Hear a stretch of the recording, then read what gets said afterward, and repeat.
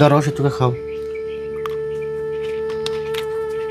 দেহ তোমার একটা কথা কই, তুমি আর এইভাবে আমারে কতদিন টানবা? 6টা মাস ধরে আমি এরকম অসুখ হয়ে বিছনায় পড়ে রয়েছি। তোমারও তো জীবনে আউস ফুর্তি কিছু আছে। তোমার আমি 1000 টাকা দেই, তুমি পতিতালয় যায় ঘুরে হোগা যাও। তুমি এটা কেমনে কথা কইবার চাও? আমি পতিতালে যামকে? তুমি যতদিন বাঁচা আছো তোমার সাহারা নিয়ে আমি বাঁচবার চাই। আমি যা কইছি তুমি তাই শুনো। আমি তোমার ঘরের স্ত্রী না, আমি তোমার আদেশ দিছি, আমি কোনো খারাপই পাম না। তুমি মনে মনে ভাবতাছ যে আমি বান খারাপ পামু। দেলোরা, তুমি আমার ঘরের পরিবার, তুমি আমার আদেশ করছো, তোমার আদেশ মর্মে আমি গেলাম। দেও। জামাই তুমি আমার মেয়েটারে থুয়া কোনোদিন বিয়া করো না, এটাই আমার অনুরোধ। ও বৌমা। ঠিক আছে। কেরে চাই থাকস কে যাবি নাকি? হ্যাঁ যাম। আহ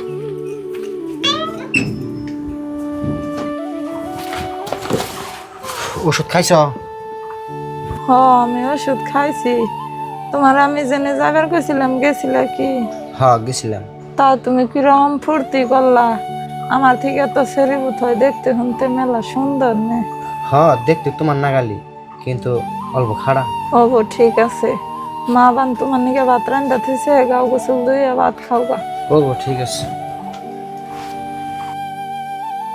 হ্যাঁ হ্যাঁ, তুমি অমনে করো কে? তোমার কি হইলো?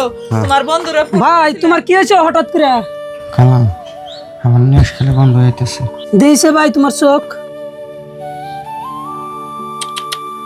ভাবি কি বান কই কই তো আমার খারাপ লাগতাইছে। বন্ধু মানুষ, ভাই তো বেশি দিন বাঁচবো না, 15 দিন বাঁচবো হাইস্ট। আর বাইরে অল্প জোগাল যত্ন করেন আর একটু ভালো মন্দ কিছু খিলাইন, আমি যাইগে। কেমন লাগতাছে এখন?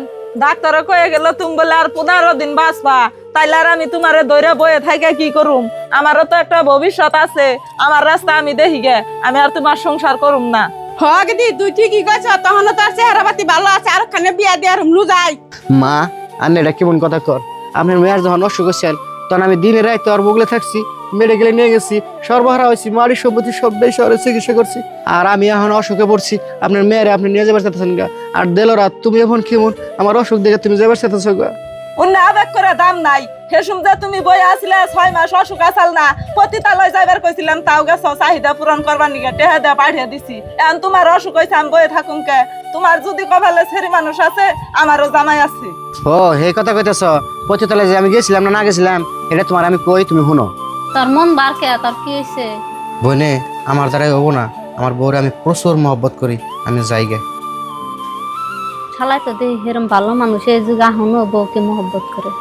বাবা আমি এরকম গরিব মানুষ, আমার বই বলেন না করেছে, কটা পয়সা দান করা হবা।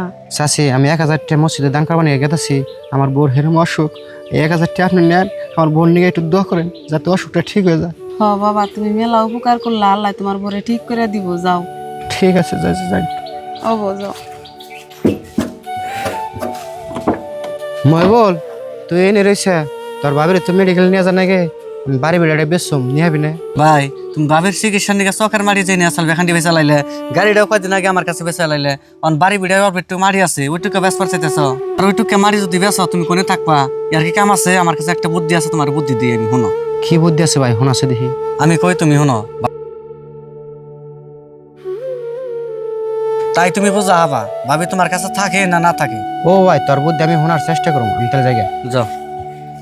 সব তো শুনলা, আমার স্বাস্থ্য ভাইয়ের বুদ্ধি যদি আমি না শুনতাম তাহলে তোমার অরিজিনাল রূপ দিয়ে হারতাম না। আর এই ডাক্তারটা যাইছেন, এই ডাক্তারটা আমার হলো বন্ধু মানুষ, ডাক্তার আমি কইছি সব। আসলে আমার কোনো অসুখ বিসুখ নাই, তোমরা মা বেড়ে আজকে আমার বাড়ি থেকে বাইরে যাও।